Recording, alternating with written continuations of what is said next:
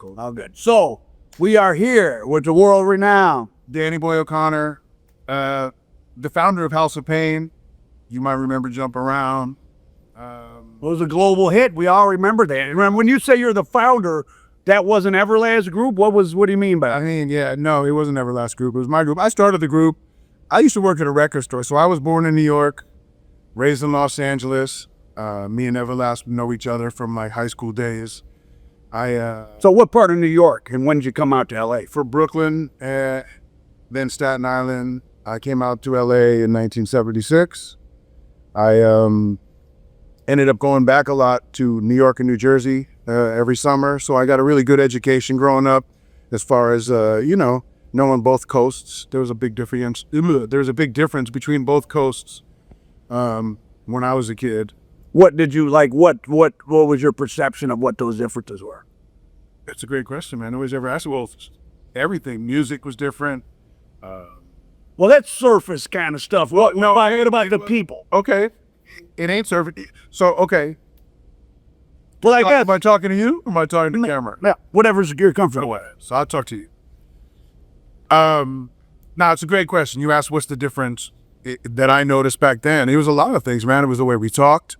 You know, people would be like, say water, water, say quarter, quarter. Like it was, people just talk mad different than we did, than we do. You think now because of like the inner, like everyone's kind of hung them in the sand. But, and we talked about that at lunch. They weren't privy to that, but we'll talk about that. So when I first got to LA, I just felt like, the Karate Kid thing was real. And it was way before that movie came out. And I spoke different. My mother listened to exclusively like disco and R&B. And so I grew up on disco and R&B, the greats, Supremes, Marvin Gaye, Al Green. But when we got to LA, my neighbors, they were growing up on like Beach Boys and then. So you moved to like a white, you grew up in what, like an Italian, Irish area? And then we came to, LA, which in the San Fernando Valley, which was, predominantly. Well, it's pretty lily white back then. Yeah, it was, where we lived. Which neighborhood was it? Canoga Park. Okay. Woodland Hills. Oh, that's sort of like. It's right on the cusp. The hood of the alley, sort of. You know your way around. They used to call me Disco Dan, which was fighting words. It wasn't something you'd want to be called. Was that like it's gay or just? No, it wasn't. It was a gay. It was that, it was like black kid listening to black music. But disco was pop music. But it was a status quo because all the kids at that time, I listened to Led Zeppelin like everybody else and Queen and Rolling Stones and all of the, the stuff that you would think would be apropos for a San Fernando Valley, teen white guy. But I just always felt different. I always felt like I was transplanted there. So I would go back. And then as I got older, music was really the difference because I would come back to New York with like Fishbone and Suicidal Tendencies and all of these weird little K-rock. That considers New York hardcore? No, that's LA. You mean you would take that back to New York? Yeah. And so I was, you would have bands that were regionally big. Oingo Boingo wasn't big in New York like it was in Los Angeles. So when I would go back in summer, I would come with all this LA stuff, whether it was skateboards and, surf. The stuff that we wore was all like. What about the way people behave? Because LA is a car, like, it's much less of a go outside and there's a bunch of people, whereas New York is. Did the kids seem a lot different? Yeah, I mean, because you're raised by the music that you listen to, the stuff that you watch, you know what I mean? We grew up, our generation, I'm 56, so the 70s and 80s, we're raised on like all of that. Like what I've realized looking back after all these years is that pop culture raised all of us, you know what I mean? I mean, we all kind of watched the same TV shows. Brady Beyond's Good Times. And same movies. All the John Hughes movies, all the movies like Fast Times at Ridgemont High, The Outsiders, all of these things were like commonalities that you just didn't not know about these. Nowadays, I don't know what kids share in common other than like Fortnite, you know what I mean? Because it's so many things, the internet has provided so many things. But for me, I felt very isolated. I grew up in skating rinks, man. That was all R&B, disco, and anthem rock, you know what I mean? So that's the kind of stuff I liked. As I got older, I found my way to new wave, which was all the rage in LA at the time. We couldn't afford MTV or cable TV, but there was a TV show called MV3, which was Richard Blade, the DJ who does all of the, you know, stuff on Sirius Radio or whatever, all the new wave stuff. And it was like a poor man's MTV, but it was a lot of new wave stuff. And what groups would be considered new wave? All the British stuff, like, you know, English Beat, Madness, Tears for Fears, Tears for Fears. Yeah, so ironically enough, that's still like, I love all that stuff. Yeah, that's really what I listen to the most, which is Shock and Shout, Let It All Out. Yeah, so the deeper cuts of that, but sure, you know, because that's that sweet spot, you know, before the big hurt. But as that progressed and hip hop started to, you know, become a thing, again, I think I got introduced to hip hop like everybody else on the planet, from, you know, Rapper's Delight. But at that point, it was still, in my mind, you know, I was probably 9 or 10 years old. It was still like an oddity, in the same way that like the B-52's Rock Lobster was, you know, it was like, definitely an. it wasn't like a scene, Right. It was just a weird song. Yeah. You know what I mean? A different song. But it already been a hit, because that Sure, it was Chic. Yeah. Or no, it was Freak. Le Freak. You know what? No, was it? Or wait, La Freak, Freak Out, La Freak. It was, that's something else. Freak was the group, and it was La Freak. But The song. Yep. Yeah, it was that Niles Rodgers. Yeah, of course. Whatever.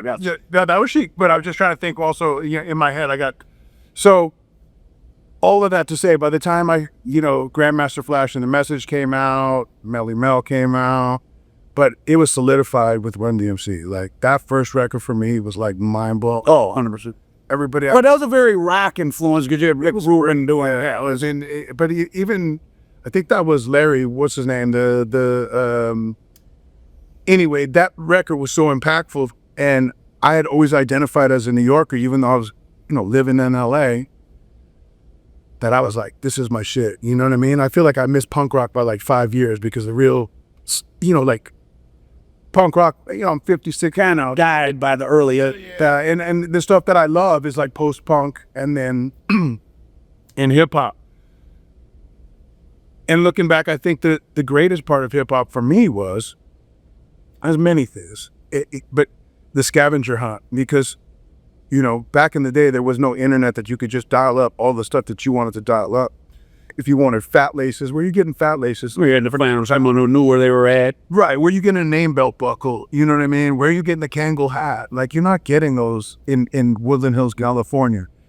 So some of it, I'd go back in summer and I would, you know, and I'd ask my cousins, hey, where do we get that? We'd have to go to like Jersey City, you know, they knew of a spot that would have like the name belt buckles. I waited all summer to get my brass name belt buckle, bro. If you don't know, when back in B-boys, you know, breakdancing, you had like your name and all of that. And that was a big deal to have that, man. That was like, you know, you could find your tribe with that kind of, you know, so I would come back after being summers in New York, and I would have like a, you know, I'd have like a Kangol, my name belt button. And I was like people now, you can like dress up hip hop on Wednesday and dress a different way Thursday. Back then, people didn't do that. Bro, You were whatever. you had to be loyal to that thing. And I just had this conversation with somebody. I'm like, you know, you walk around now and you see kids at 5 years old with Ramones shirts and faux hawks. And I'm like, what? It means nothing. Like, it means nothing. It's disposable. But when I was a kid, You get beat up for having a mohawk. you get beat up for having a mohawk. You get beat up for dressing black if you were in a white neighborhood. You get beat up if you were,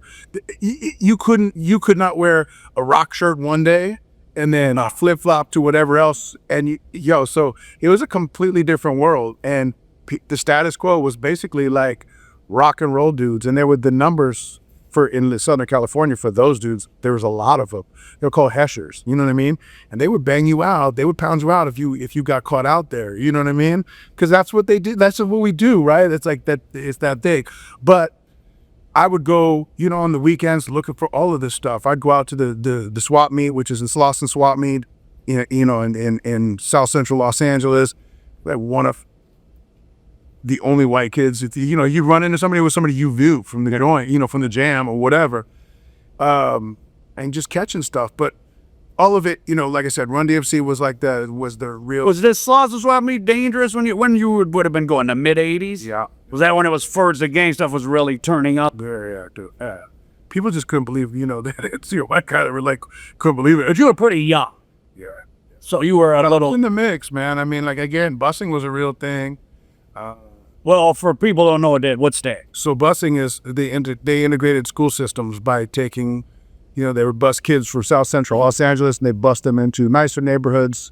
So for instance, we were talking before, like Ice Cube went to TAP, the high school that I went to, but he didn't live right in Woodland Hills. You know what I mean? He lived in like the 111th or so, whatever. And he got bussed in, and a lot of people did. So, there was an integration that way. When I first got to LA, they bussed my school to Pacoima, which is, Oh, that's definitely the hood of the valley. it's the Mexican neighborhood in the valley, and it's like Richie Valens is from. That's the notable, dude from there. And it was tough kids, man. If you were soft, you could get it. And so, for whatever reason, because I was from New York and I felt like I had like a stiff upper lip on being, an East Coast kid, I didn't take no shit from nobody. I had a lot going on, in my mind anyway, of like, I just wasn't going to let anybody put hands on me and stuff. And I was always a bigger kid, for skinny, but tall. And I like to, I could get down for mine. So that, that's just the way it was. And then, by the time I get to high school, like junior high and whatever, it was just like, hey, we're just kind of figuring out who you are, right? You're trying to, like I said, I was a mod for a minute there, I was into all of that shit. I was in new wave. What's that, when you wear a suit? Yeah, like the Barrett rules, and like, bro, because we're just getting inundated with all this new stuff, right? And you're just trying to be like, oh, I know a cool kid who's rocking like that. There was a lot of stores back in LA at that time. Aardvarks was one of the biggest ones, but it was like a thrift store. But there was just like an influx of like all of this music coming in and all of this fashion and all of this stuff, and you can go there and kind of like plug and play. So yeah, junior high years, man, it was just like trying to figure it all out. But by the time I got to high school, the first year I got there, Taft High School was the school to go to. Did you know Ice Cube? No. Was he there at the same time? Mm-hmm. Yeah. What is it?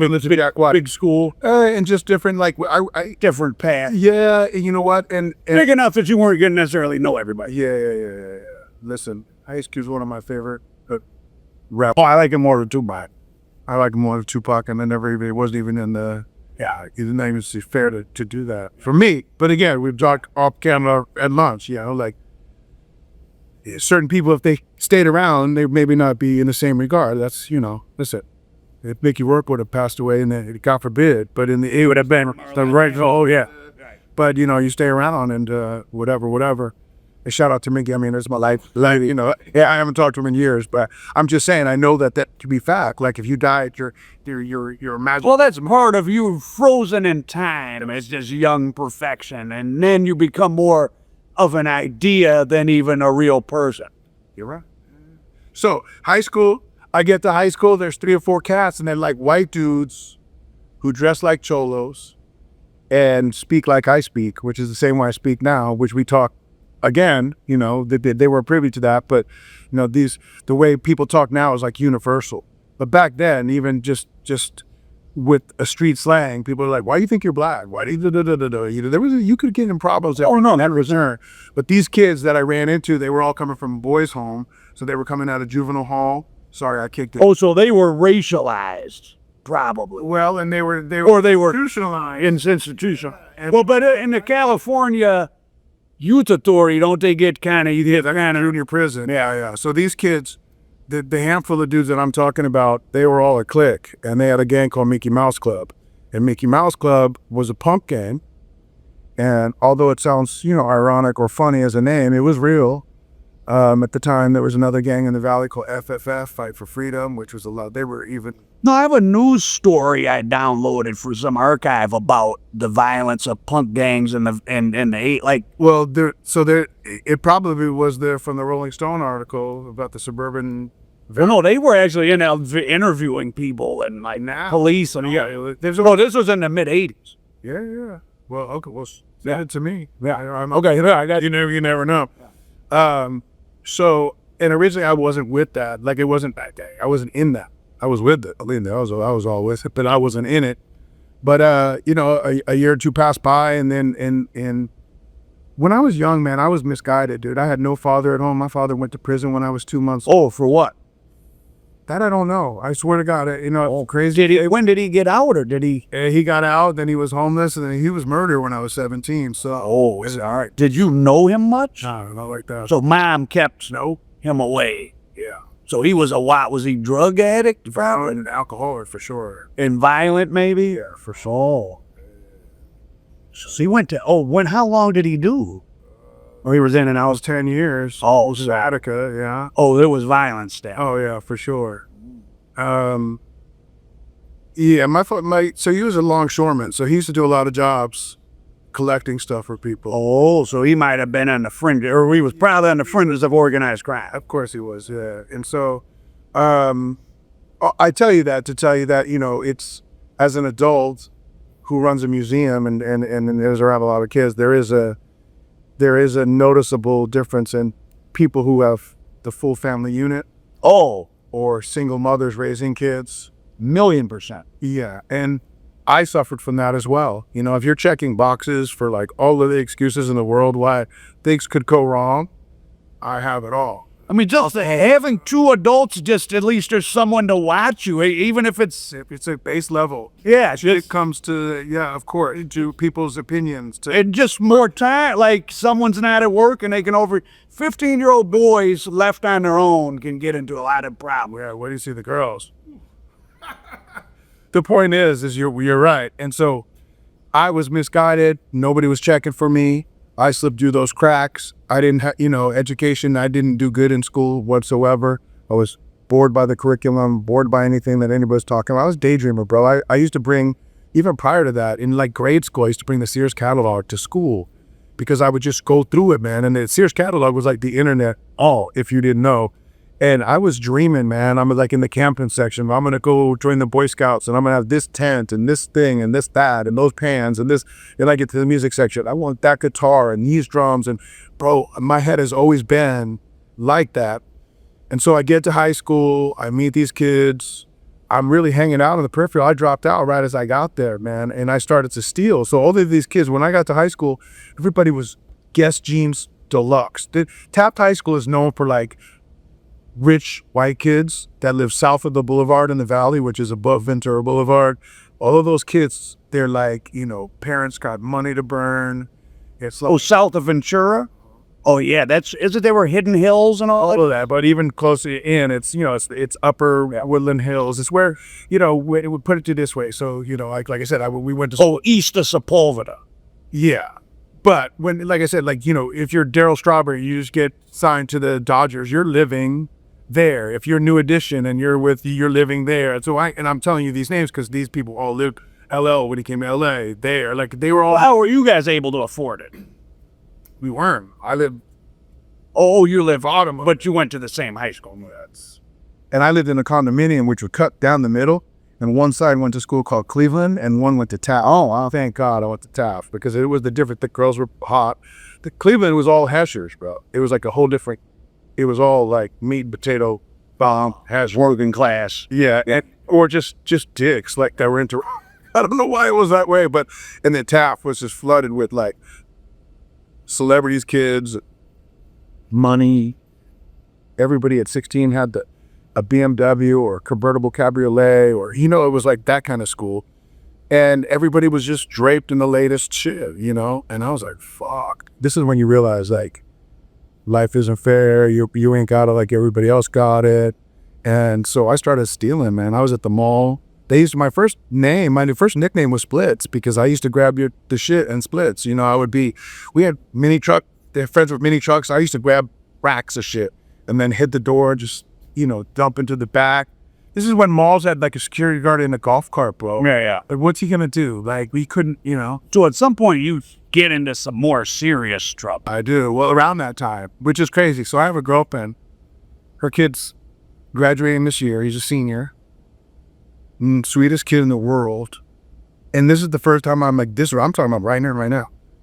This is the first time I've really been like involved in somebody's life that has a kid that I didn't have. In LA, you don't find girls, if they do have kids, they're never around. The kid is so good. And I think to myself, at 17, I caught my first, attempted murder charge.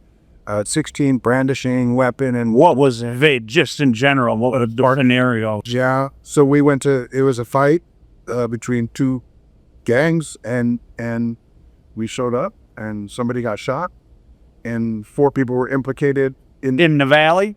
The valley. So that was probably a big deal. Yeah. 4 people got implicated. I was one of the 4. 2 went to prison, 2 didn't. I didn't go to prison because I did not talk. I didn't give a statement. I didn't place myself there. I didn't. The other guys who went to prison said, I was there, but I didn't. And I brought a gun, but I didn't shoot it. So, they said all that. And I didn't say any of that. So, again, and as sad as it sounds, my mother put a lot of that in my head as far as like, because of my father, if you don't talk to cops, you don't see nothing. So when I was that age, man, I was hardened already because in my mindset was like, they're talking. Well, having a father that was murdered, I mean, Yeah, but just like she laid the rule in her head, it's like a Brooklyn thing. It's like it's like I think my mom was like, she was born with all the right stuff. She chose that stuff. So she was a fan of that stuff, if I'm looking back and being honest. She chose her dad as a bad boy or something. Yeah. And so when she would have a few beers. Well, can you shut the back door, Bill? I left it open for you. Snake the toilet while you're back there, brother. Just give them a hard time. They bust this guy's balls.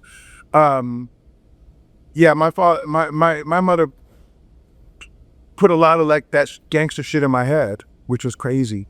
And not intentionally, but I would pick it up from her stories. So that when that stuff started to happen to me, I was like, so it saved me from that. They kicked that case out, but it still was like my grandmother was in it for like 60 grand. I was, put me in the whole system, which fucks a kid up, man, because I had to. So you did go in for a couple months. Juvenile hall during that thing. And then when they let me out, I was on probation. But probation, when you don't have a way to get around and you have to go, out to Van Nuys, and it's like, so you fuck that up.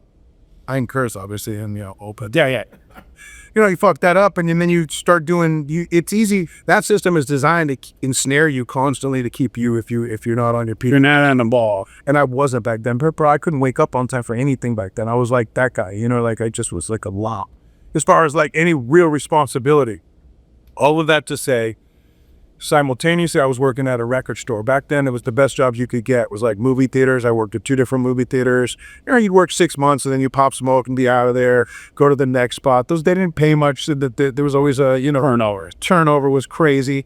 But I got to one spot. I worked at the warehouse in Woodland Hills, California. And for whatever reason, it stuck. I think I was there for like 2 years, man. And we had our way with that store. I mean, we stole more, God forgive, because we stole more than I think we ever sold, bro. And when we first so they did an inventory when I was at that store, and it was from an outside source. It was called Regis. They would come in and they would basically say, don't touch anything, and we're coming in and inventorying. And when we got the report back, I remember it was like we were so low on like so much was missing. When the manager saw it, he protested, and that's when I knew he was in on it too, because I was like, I thought we were all going to get fired because I was a product manager, bro. They messed around, they put me, promoted. Bro, it's terrible. And I say this, man, like I said, man, I just stepped down as the executive director of the Outsiders House Museum. But even if I still was, listen, my that was then, this is now. We're not here to go. It was. But, bro, I would just. That's what happens when like self runs riot, like self-will runs riot. Nobody's looking out for me.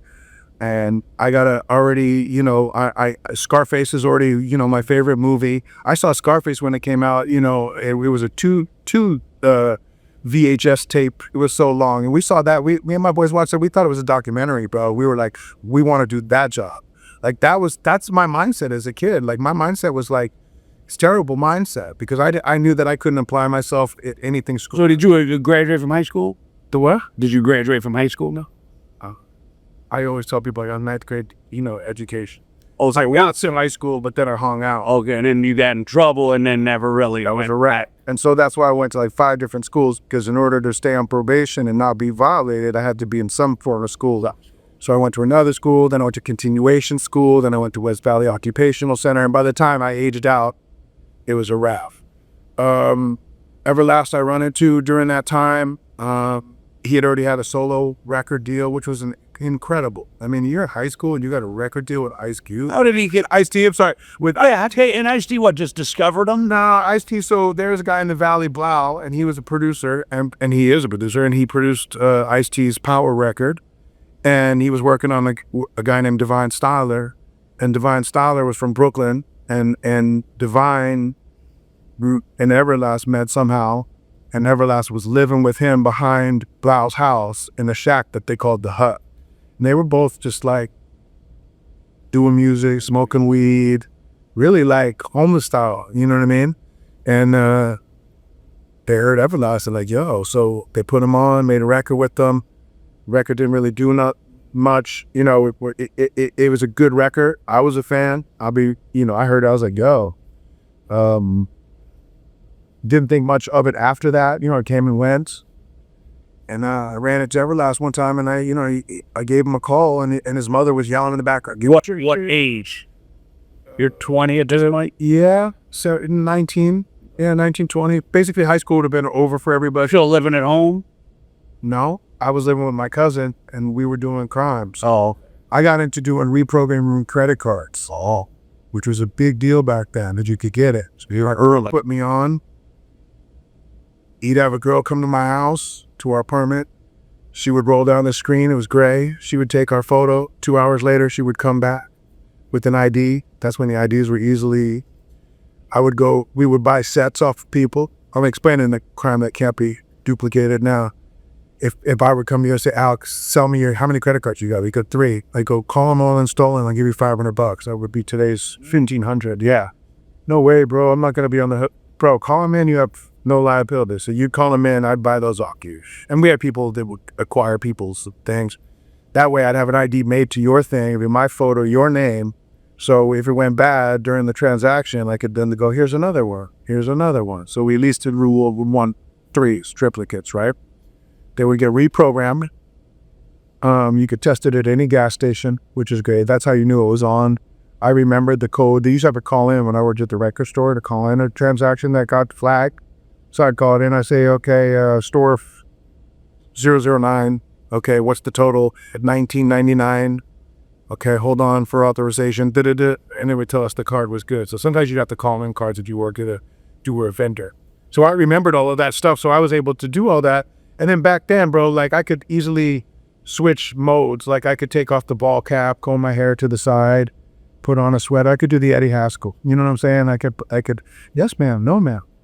And I wouldn't buy the things that would get you pop. So if you went to buy pull-out stereo, the video camera, Air Jordans, yeah, you were going to raise a lot of suspicion. So I was at the Bed Bath & Beyond type spots buying, down comforters. Is this resell it? Oh, yeah, resell it, return it for... Oh, return it. Yeah, return it. You get the... So you meet Everlast. Meet Everlast.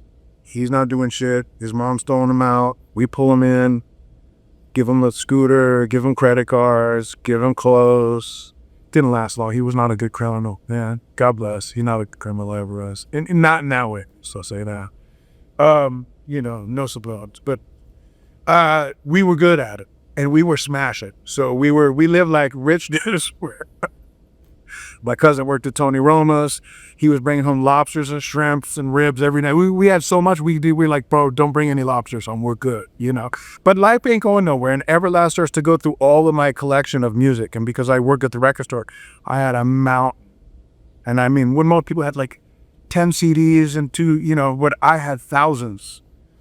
And if I would lose a card, a J card or anything in there, I would remake one. So like if it had a record and we took it in your car, we got drunk and I forgot the cassette shell, I would get a blank shell and then I would put something in and write the name and House of Pain was one of them.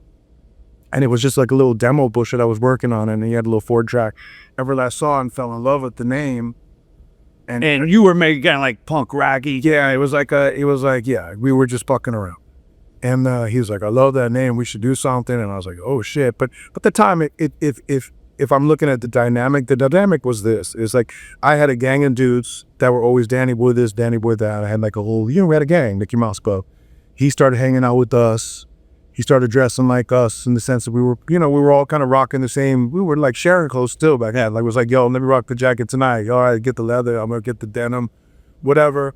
And, we kind of assimilated him. We threw him a birthday party. I don't think he was like a loner, and we started to like embrace him and do all of the shit. But I was really like a creative director looking back. I didn't know that, I could rap a little bit, but he could get it. but I was a logo guy. I was a brand. You were the Jimmy Jones of the app. Yeah, I was a marketing guy. I worked at a record store as a product manager. I understood end caps. I understood visuals. I understood, that was my love, my passion of like brand. Dale, yeah. Yeah, bro. So we started House of Pain, and he went in, made a demo with Muggs. We made a few demos together. A few different producers, Quincy Jones' son, Judy 3. We did one with a guy named Danny Saber, who did a bunch of stuff, like In Excess and Seal and stuff. And then we did with Muggs. Everlast went to meet Muggs from Cypress Hill. When nobody knew Cypress was brand new. Came back at the 3-song demo. We sent out those demos, bro. We started getting offers, and we took the one that was the most righteous, would have been Tommy Boy Records. We got bigger offers, like double what we took from Tommy Boy, but it wasn't the same.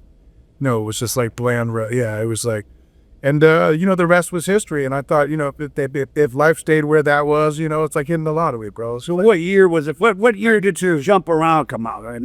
Oh, okay, so you had the hit pretty fast. I made it.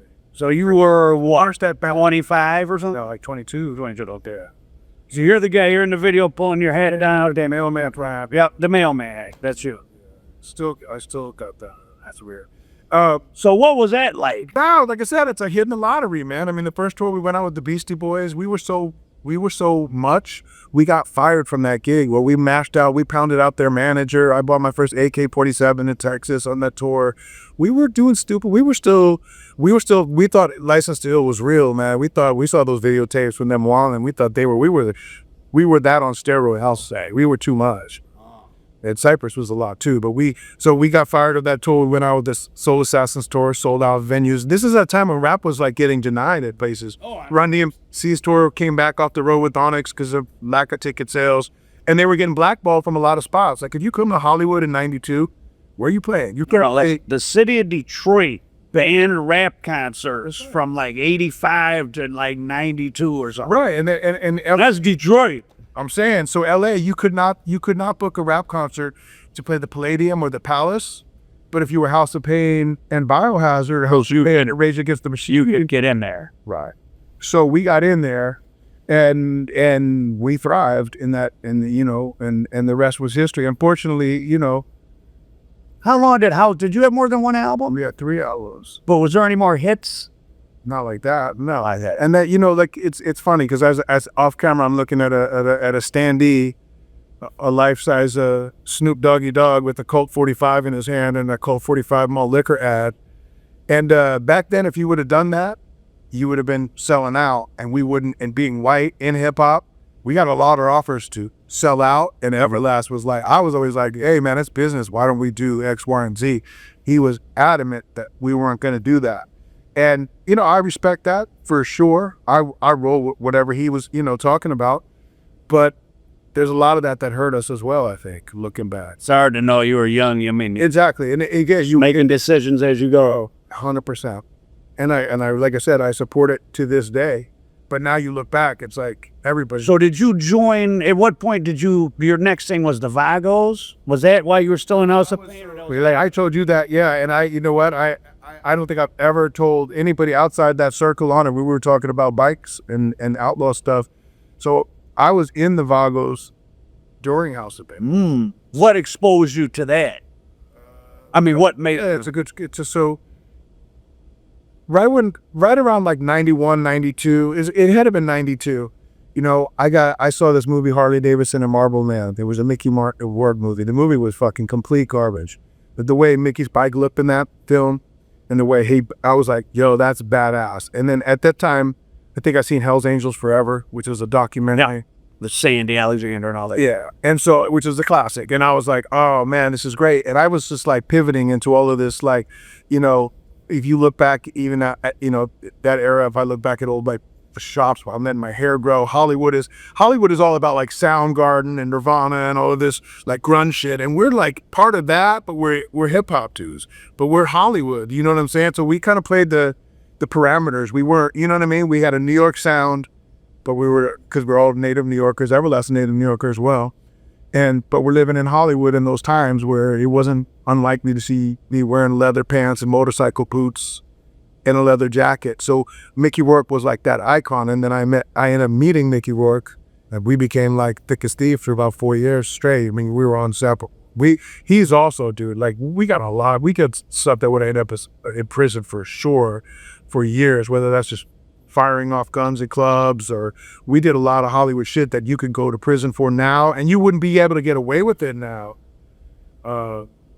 Hollywood was different. Hollywood was pretty edgy then. Yeah, but so, okay, for instance, one time I remember getting in And when we're talking about Hollywood, we don't mean the industry, we mean the neighborhood of Hollywood. Yeah, and the surrounding area. So for Beverly Hills, the same. So I got in an argument with the chick at the time I was dating, and we got out the car, we were yelling, the cops were right on us. And then the second they realized, oh, it was a dude from House of Pain, they kind of were like, look, take this, move it. Like, and they would do that for just about anybody. They were just like, get this shit out of here, but get it out of here quick, or you'll end up on the news. So they kind of protected, there was that kind of weird, it was a weird place. It was a great place. You know what I mean? Oh, the LAPD protect celebrities to some degree, even now. Yeah, yeah.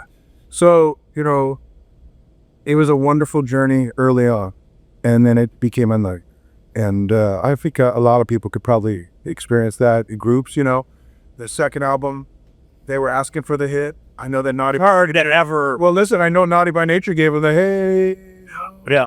Hey... Now, from Treacherous standard, that's a downgrade deluxe. But it works because it's Naughty, right? They were hoping we would do something and give them something that they could go to radio. Half of a hit, like a jump. Give it something, yeah.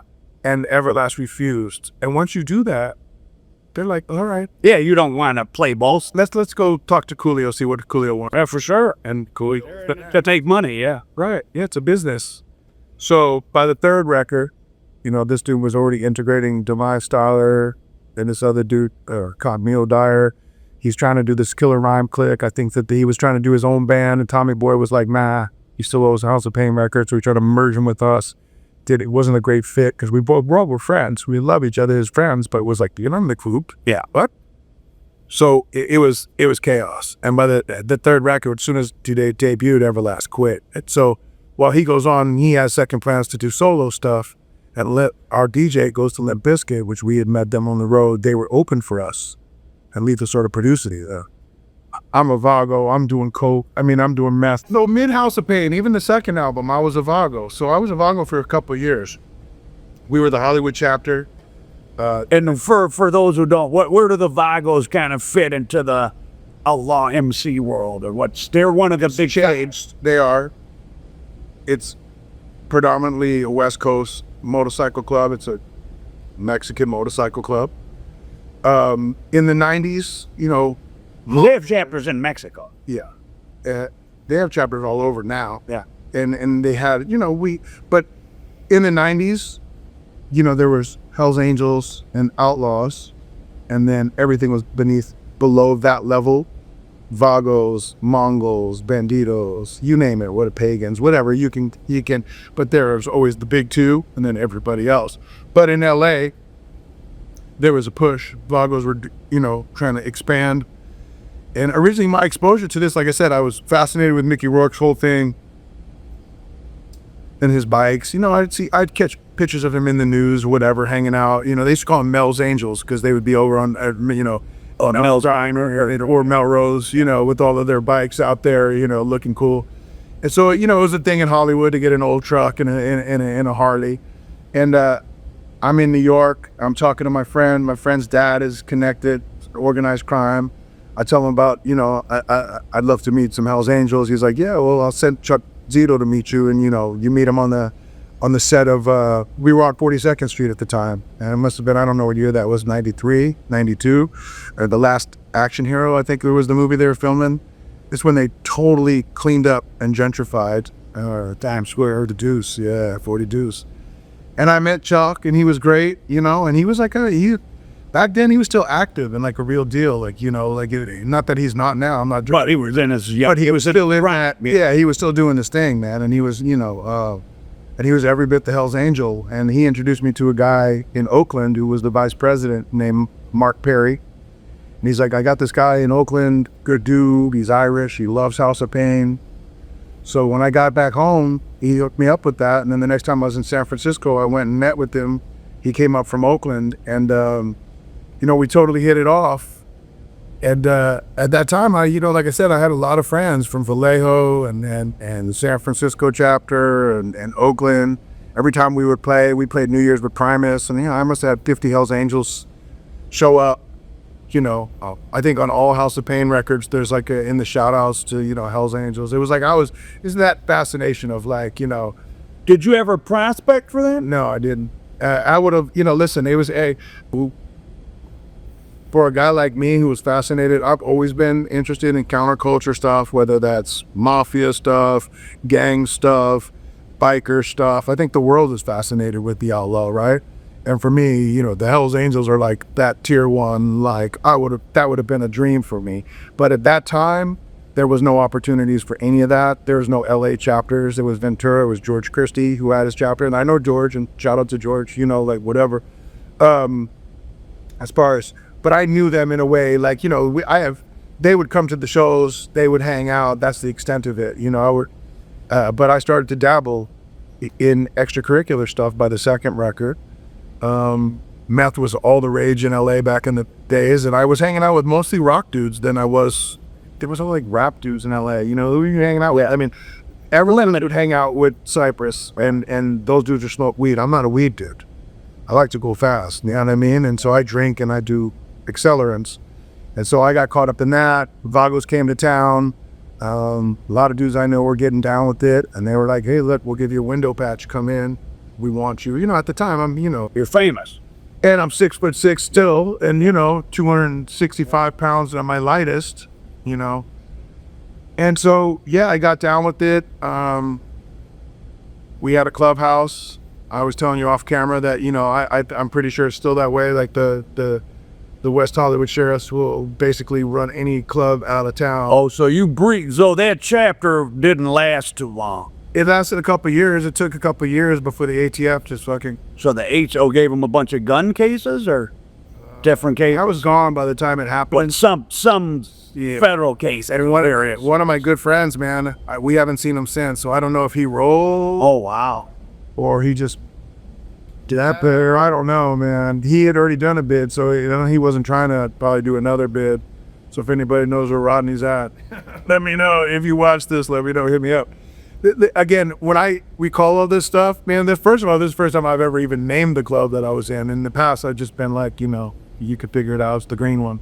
But when I recall all this stuff, it's like a movie that we both kind of seen. Yeah. And we're like remembering. My life is so completely different from that world that I don't even, it's hard to, It's like you're a different person. it's hard to imagine that even existed. But at the time, bro, that's all. So if you look up, there's a house. You feel like you narrowly avoided some more throwing up trouble? God, yeah, of course. Thank God it was spiraling as a drug addict because I wasn't hands-on. You were getting more focused on just doing it than it was being introducing it or curing it. Yeah. Fighting, that part was still there, but Oh, no, I mean, it's more than being so much of a biker, more a drug addict. With that got in trouble, we're doing the moving of the stuff. I was more of the customer of the stuff, if that makes sense. And is money still coming in from House of Pain at this point? Or yeah, but you start to dwindle, and when that starts to happen, you start to overdo it to try to show no, it ain't over. You want to tell, but at least I did. Yeah, it happens a lot. Happens a lot. Yeah, so it's one of those things. So you overcompensate by spending more and trying to act like it's still all good. Because the fame is fizzling, the money's gone. The money's starting to go away. Now spiraling as a drug addict. But I was gonna say, like, if you look up House of Pain Fed Up video with Guru from Gangstar, we did a song with. That's all filmed at the Hollywood chapter. Oh, the live. Yeah, most of it is in the Vagos clubhouse, which is weird. We set up. We turned it into like we had like dancing girls, and it was a hub, and then it was an after hours, and that was like a side hustle that our chapter did. So a lot of like Hollywood cool guys would come half of there because LA closed at 2, so we would be open from 2 till we basically open from like 8 till 8. Yeah, and a lot of. So if the money from House of Pain is going away and you have this drug problem, you must, do you get back into some shady stuff? Yeah. Well, I mean, and there lies the trap, because I mean, when you listen to hip hop, it says, like it says it like some of my favorite people were like, if the rapping shit don't go and the street shit comes, you know, and like, and I believed in all of that. In other words, like I subscribed to that lifestyle. But as you're older and you realize there's way more complications to it and there's way more consequences than when I was 17. You know, when I was 17, I put my pistol on a lot of people. I put my hands on a lot of people. When I was 18 and 19, 20, that was like, that's all we did. I didn't even know it was like a big rare. Because all the kids I was running, we were handsy like that. You know, we got down, we were cutty. When I look at my girlfriend, her kid, I think, You can't imagine. I can't fathom it. It's just not even. So being a Vago, like I said, and then being a drug addict as I'm spiraling, it was just, my life was just all. So you could have easily, Many times when you're older, killed myself, killed somebody else, like there was so many seconds and inches away from sheer disaster so many times during that thing. Now, the club itself, we had a handful of good dudes, some dudes that I didn't, you know, really, I'm sure that could be said about any club, but there are rules to clubs, and I'm not good at following those rules, especially while I'm under the influence.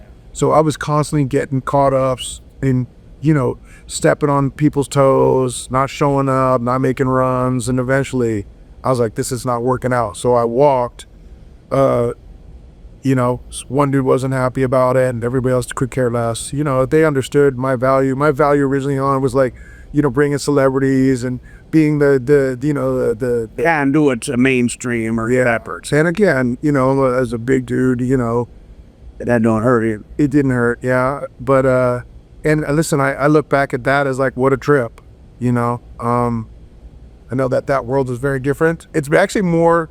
It's ironic because I watch a lot of videos, your videos included, and I watch a lot of, because there's still a part of me that'll always be fascinated with the lifestyle, right?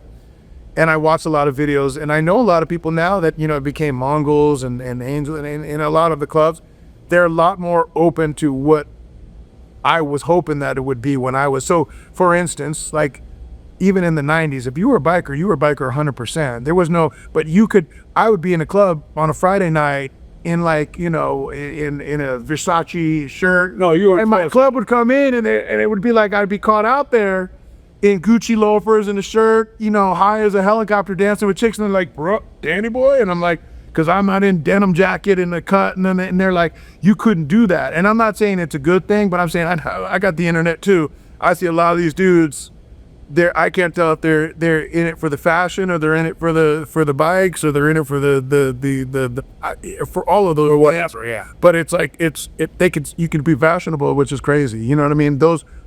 The Vagos then were very cutty, and they were very clear cut bikers. I mean, they were dirty and rolled hard and played hard and stayed up long hours, and you were around a lot of old ex-cons that were not interested in it didn't give a rat's ass about rap music, and they despised that shit. I mean, you were just, so there was a lot of, you know, that world has changed, at least To a degree. on the internet. I see these dudes. At least some. Yeah. So, all of that to say, finally, you know, I got sober year 2000, made a solo record. 3.5 years in, that solo record got shelved because the label fell apart. So you're 31 when you get sober. Yeah.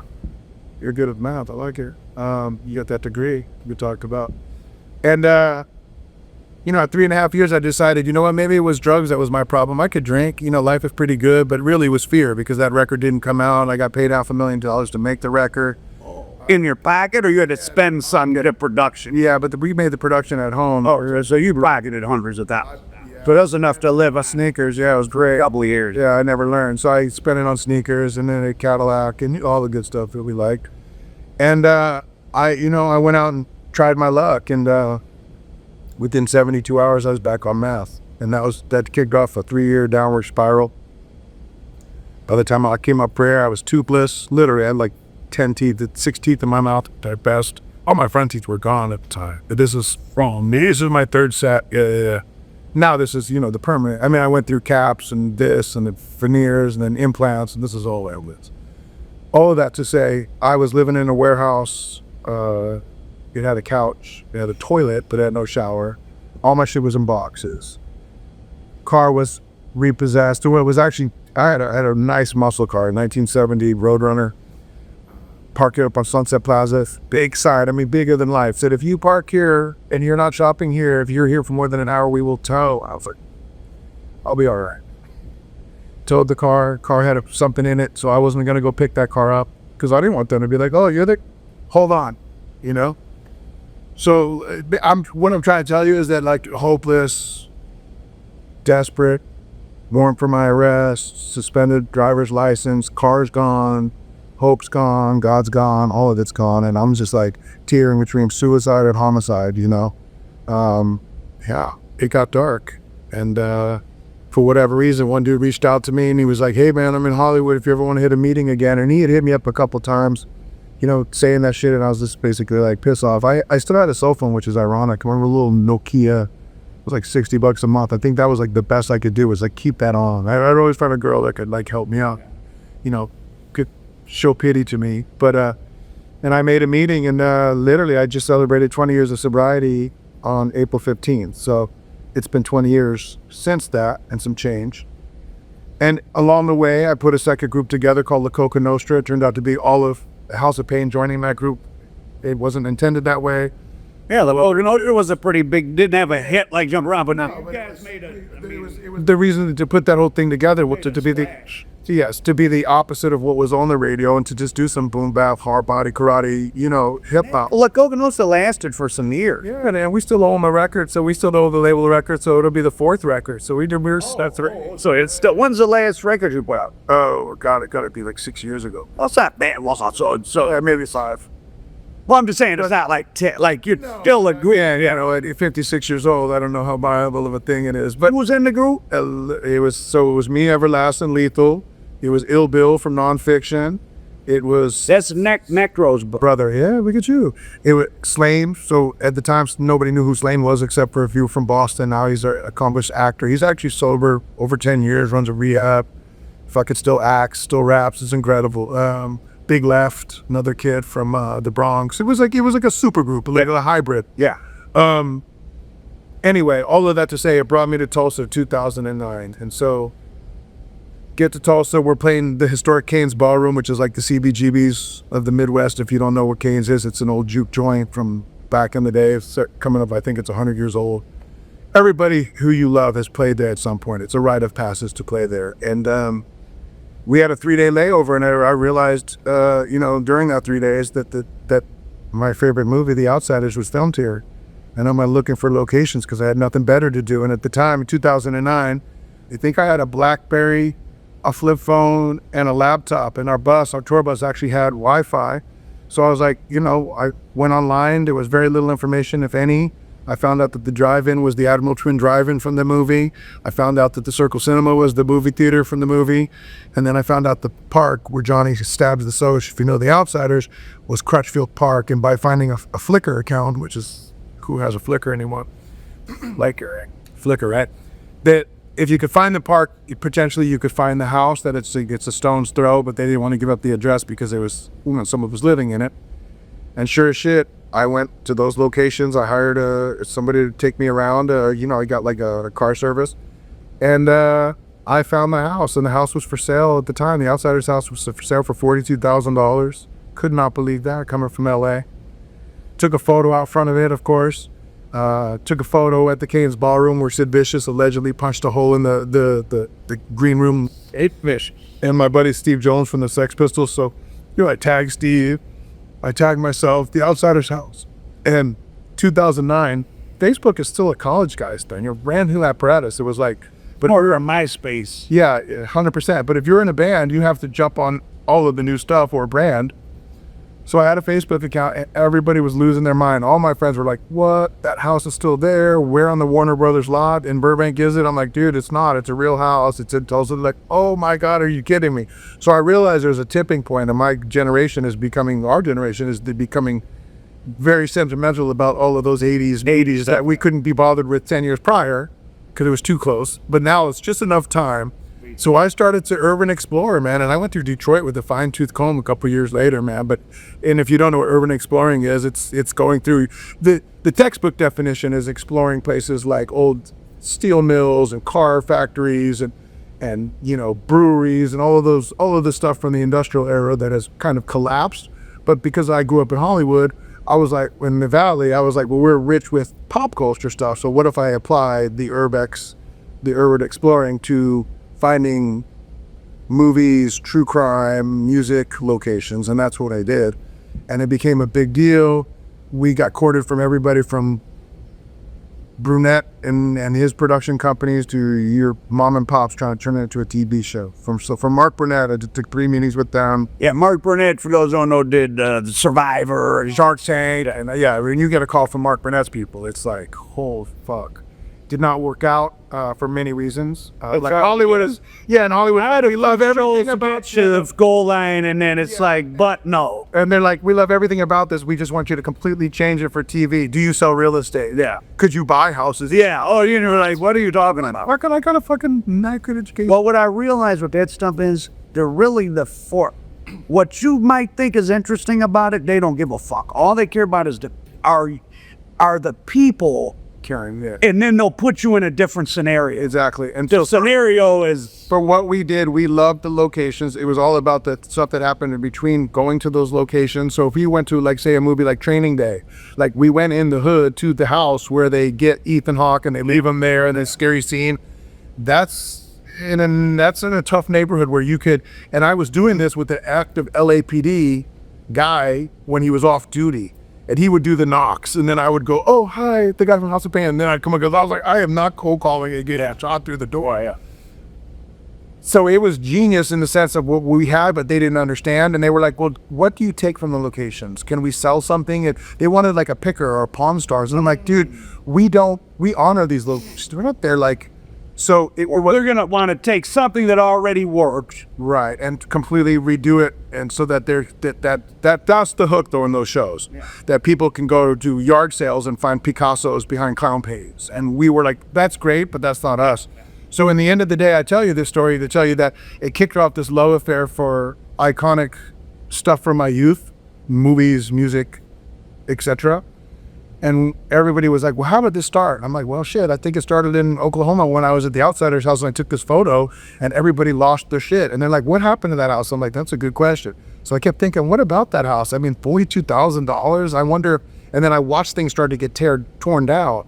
So that's an old neighborhood, yeah. Right. So I watched things all over the place get torn down. In LA, they tear shit down left, right, and center. So, I mean, I don't even recognize Sunset Boulevard anymore. And I only left a couple years ago.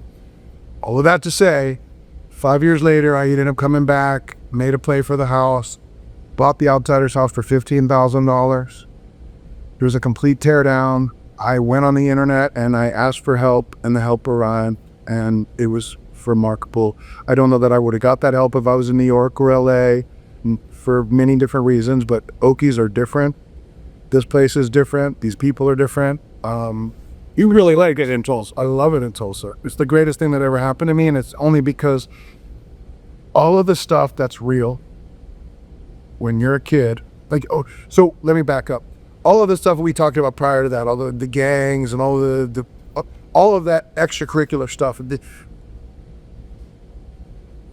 My motivation for those to be involved with those things were like twofold: fear on one end, and love and brotherhood on the other. Sense of community, belonging.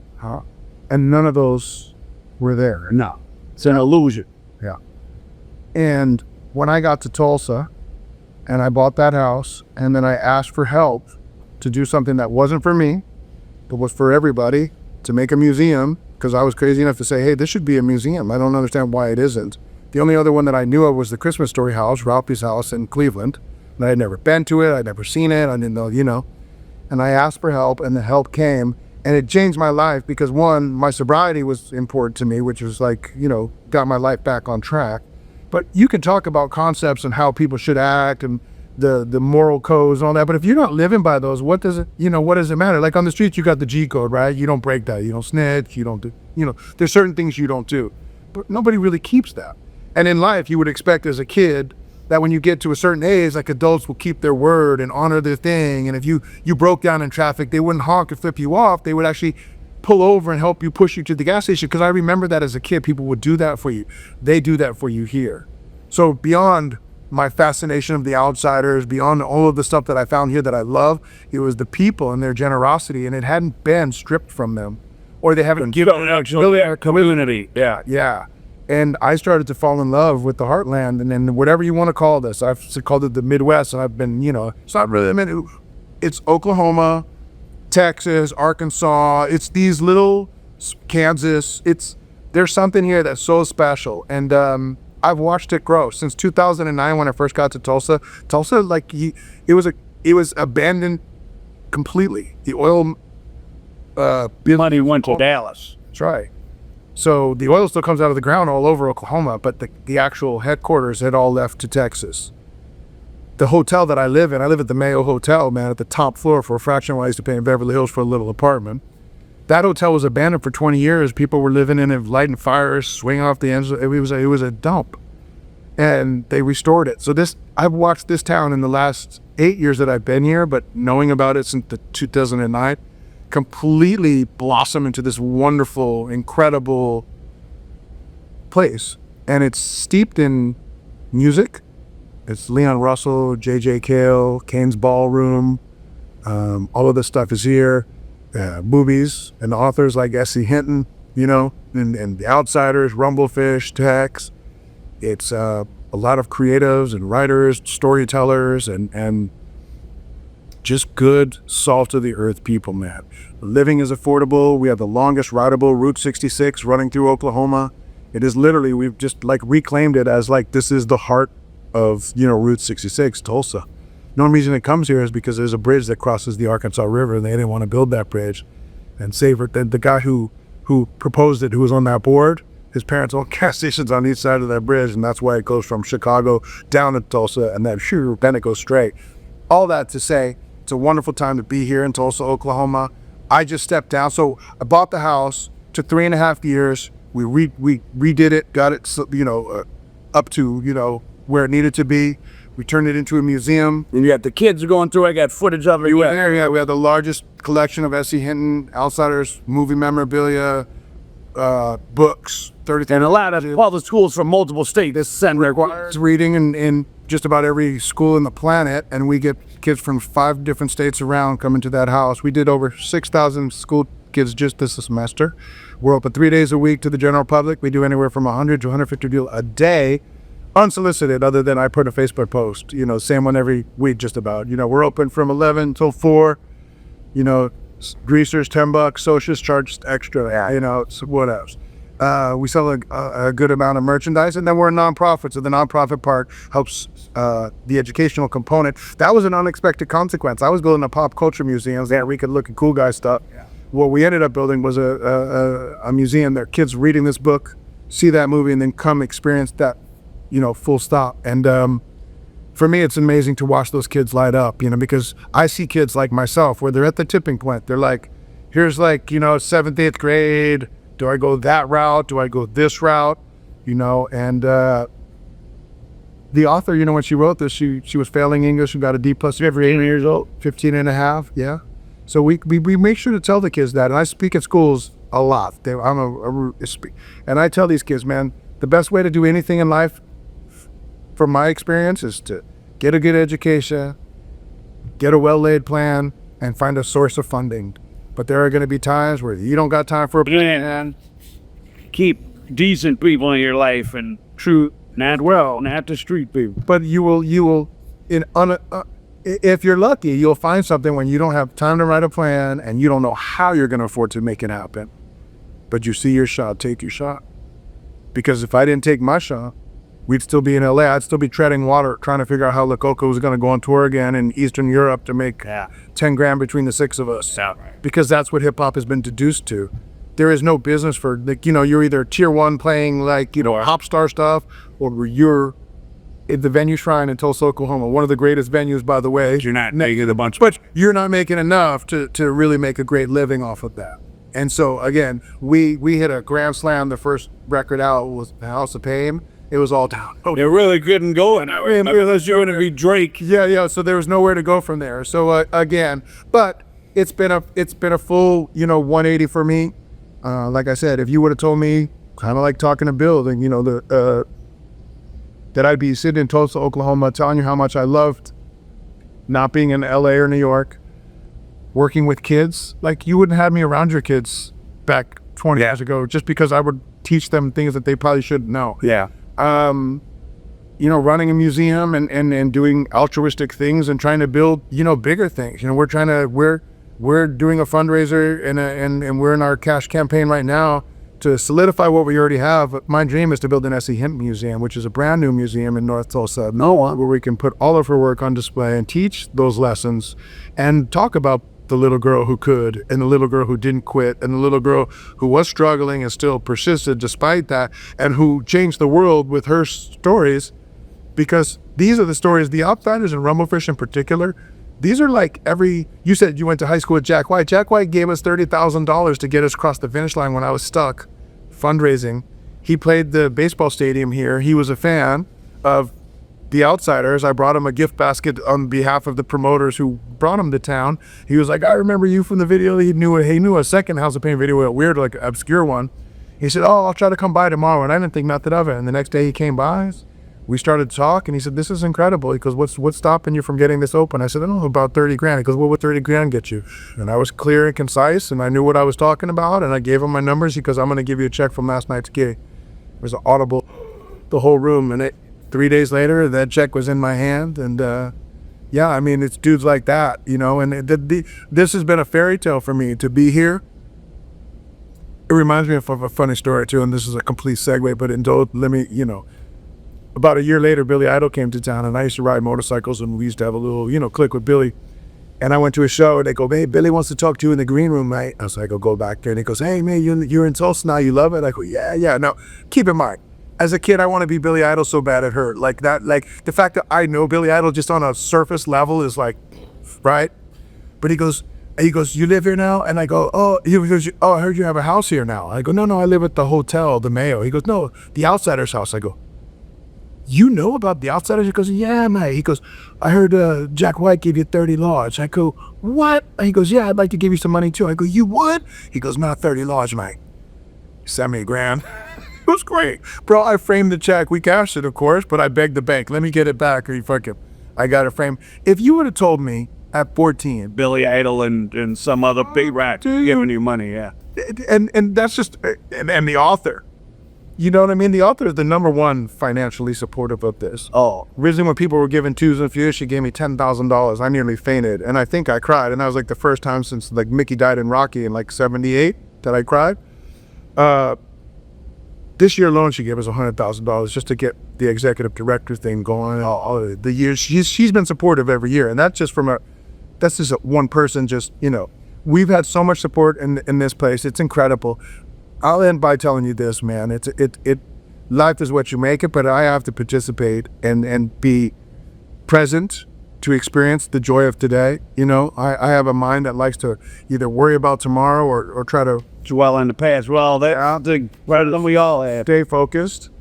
And the lessons that I've learned have been many, but the one that sticks out is go where the love is. You know what I mean? And you touched on that as well. You know, as part of like having a plan and knowing where your funding is going to come from and getting a good education. It's also good to just go where the love is. And I mean that even in the purest sense of just like, you know, just be around people that support your vision. And when I got here, people didn't know me from anybody, but they saw in me something that maybe I didn't even see in myself at that time, which was like a real passion and determination to get this done. And that is the American dream, man. If you work hard and you have a vision, that people will fucking support that. And it's alive and well here in Tulsa, Oklahoma. And I couldn't, you know, now I can't imagine my life any other way than it is today. And when I look back at all that crazy stuff, and again, I'm a fan of your videos. I told you, I used to be in New York. Every time I'd be back in New York, I would be looking for Don Divas and Feds magazine and all those tapes on all of those street legends, all of those dudes from Harlem, all of those drug dealers from, like, I know all the usual suspects by name. A lot of them I've met. A lot of them, you know, the man sitting next to the man, sitting next to the man when you're talking about, I told you, you know, we talked a lot off camera about some stuff. Listen, no judgment out of me. That just, it's a better route this way, man. Oh, no, it is. And part of judgment. No, it is. Today's world too, like, I am so glad I didn't grow up when there was a Twitter, a camera on every corner, because I would be in prison forever. And it's not because I did heinous things, But it doesn't say but that just constantly will get you. even not a gun in public is technically brandishing a firearm, terroristic threats. That's the first case I ever got. It Pull a gun out and say, I'll kill you. That alone, without you pulling the trigger out, get you. That's the first case I caught with the knife, a brandishing case. And so, again, And it should. I mean, you know what, dude? It should be the threat. I mean, if you find out someone pulled a knife on your girl, it's on. I'll be like, yeah, it'll be back in mode. But like, so again, you know what? But I think it's important when you they don't know at home, but you just interviewed my friend Bill, who was the retired NYPD hip hop cop, if you will. The fact that me and him get along so good is great because his stories are crazy, and he knows all of the people that I used to hear about on the streets when we were running around Manhattan and in Brooklyn in the 90s, going back as, They were sources. They were the guys, right? And to hear about those stories firsthand from Bill is crazy. But a lot of those guys ain't here anymore, man. And the game has changed. And They mostly, they're not who they were and blah, blah, blah. So, yeah, but if there's always going to be a fascination, and I'll always have that little like, I just still like. well, the idea of living outside of the system, living a different type of life is very appealing in our regimen because to follow all the rules now is a lot. It's stress. That's why everyone's so stressed out. Regular people got it stressful. Got to be at work every day at 8, drop the kid off, and balance the checkbook, and it's tax season again. Like, it's a lot. It's always been a lot. Yeah, that's why that lifestyle. All right, man. Thank you so much. You're the best, man. Salute. Stay gold. Danny boy. Just Danny. You're not a boy no more. I'll take what I can get. Love it. Okay. Who we rocking with here? Oh, yo. I didn't know we're live. We were in the Outsiders House Museum. Standing Boy, House of Pain, La Coca Nostra. Formerly the executive director of the Outsiders House. Now I'm the founder. You're in the house. Largest book. And when you say, just so people know, that was a Francis Coppola movie from the 80s, very iconic. 1983, The Outsiders, written by S.C. Henry. She wrote it 15 and a half years old, failed English, got a D+ in creative writing. And we're doing school tours right now, so yeah. Awesome. And this is Tulsa. Tulsa, Oklahoma. Yes. Sorry? Do you know where else is What other spaces you have? We're at inside the Outsiders Museum. Pretty nice place. They got a lot of merch. They got 40 different t-shirts. So all you young brand people, step your game up. They don't just have 2 or 3 t-shirts. They got 40. They got House of Pain. So this is being run by Danny Boy from House of Pain. Interesting combination. There we go. Got all their outsider stuff. Oh, That's what I'm talking and we have a woman with a switchblade to guard everything. Got our House of Pain merch here. Jumping, if you're interested in jumping around. Yeah, this place is nice. Got books for those 2% of Americans that still read.